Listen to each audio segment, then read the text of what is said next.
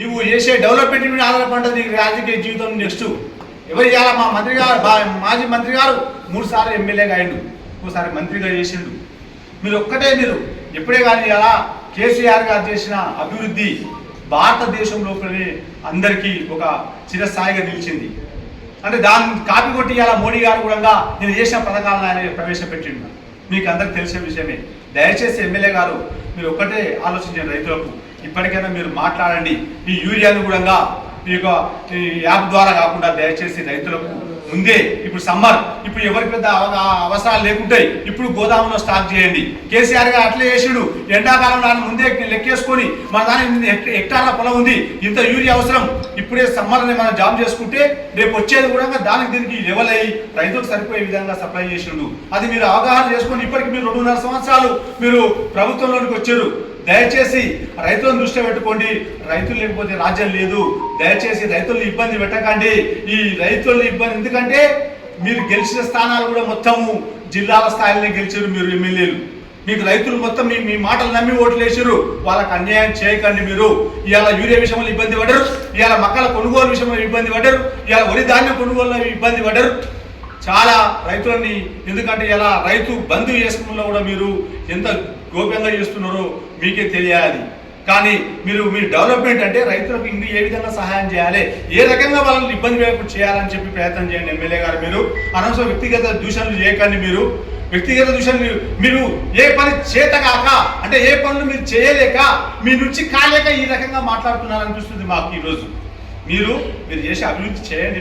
మేము మిమ్మల్ని వ్యతిరేకిస్తలేము. మీకు అవకాశం వచ్చింది, మీకు 5 సంవత్సరాలు మీరు పరిపాలించే అధికారం మీకు ఉంది. కానీ రైతులను దృష్టిలో పెట్టుకొని మీరు అవగాహన, రైతులకు అన్యాయం జరగకుండా ఇప్పుడున్న పరిస్థితిలా ఇంతకుముందు మన కేసీఆర్ గారు ప్రతి గ్రామాన వరి కొనుగోలు చేసిండు. అట్లా ఎవరికి ఇబ్బంది కాలేదు. ఇప్పుడు కూడా ఒక క్లస్టర్ అంటే మనము ఒక 3 గ్రామాలను కలిసి ఒక క్లస్టర్ ఏర్పాటు చేసుకున్న రైతు వేదికగా అక్కడ పెడితే ఆ 3 గ్రామాలలో అక్కడ ఇంకోటి ఈరోజు రైతులు 10 మంది ధాన్యం తీసుకొస్తుంటే 10 మంది ఇలా ఖరీదు అయిపోయి వెళ్ళిపోతే రైతుకు ఇబ్బంది ఉండదు. ఒక్కొక్క రైతు ఒక 30 రోజులు వాళ్ళ కావాలి కాసి అమ్ముకోవాలంటే వాళ్ళ పరిస్థితి ఎంత ఘోరంగా ఉంటుందో చూడండి. మీరు బయటి మార్కెట్లో 100-200 తేడా ఉంటే వాడు బయటనే అమ్ముకుంటుండే. ఇలా 500-600 అంటే చాలా బాగా పట్టిన పంటల చాలా బాగా నష్టపోతున్న ఉద్యోగంతో నా ప్రభుత్వానికి అమ్ముకోవడానికి అంత రైతు ముందంజ ఉన్నాడు. దయచేసి ఇప్పటికైనా రైతుల బాధ గుర్తుపెట్టుకోండి. ఎమ్మెల్యే గారు మేము వ్యక్తిగత దూషణ మేము చేస్తలేము. నువ్వు అంటున్నావు మా మాజీ మంత్రివర్యులు ఇవి చేసిండ్రు అవి చేసిండ్రు ఇట్లా చేసిన అంటున్నావు. దయచేసి మీ ఇప్పటికీ 2.5 సంవత్సరాలు మీ పాలన ఉంది. మీ ఆఫీసర్లు ఉన్నారు, వెలికి తీయండి దయచేసి. మళ్ళీ అనేది కాదు, మీ తప్పు బయటికి తీయండి. మీరు దానికి శిక్ష చేయండి. మేము కాదంటే మేము తప్పు చేసినట్టు మేము తప్పు చేయలేదు. ఇలా మేము ఎదురుగా అందుకే మాట్లాడుతున్నాం.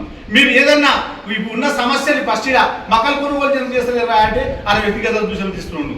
దానికి సంబంధం ఏముంది చెప్పండి. ఇప్పుడు నేను అనేది ఒకటే, మీరు ఫస్ట్ రైతులకు ఇబ్బంది కాకుండా మక్కలు సకాలంలో ఖరీదు చేసి ఎక్కడితో వాళ్ళ ఏ ఊర్లో ఆ ఊర్లో ఇంకా కాంటాక్ట్ చేసి ఏ ఊర్లో వాళ్ళు ఇంతకుముందు చేసారు. ఒక వ్యక్తి పోయి అంటే వాళ్ళ సొసైటీ ఉంది, సొసైటీ ద్వారా ఒక 5-6 మంది పోయి వాళ్ళ మ్యాచెస్ చెక్కింగ్ చేసి బరదాన్ని చేసి వాళ్ళని నింపుకుంటారు. రైతులకు ఇబ్బంది కాదు. ప్రతి ఒక్కరు ఆడ పంట పండించుకొని ఇది మునిగే వర్షాకాలం ఆడ ఎండబెట్టుకొని మళ్ళీ వాడు తీసుకొచ్చి కుప్ప పోసి మన 10 రోజులు కావాలండి మళ్ళీ అమ్ముకున్నాక రైతు ఎంత ఇబ్బంది పడుతుందో మీరు అవగాహన చేయండి. ఎమ్మెల్యే గారు మీరు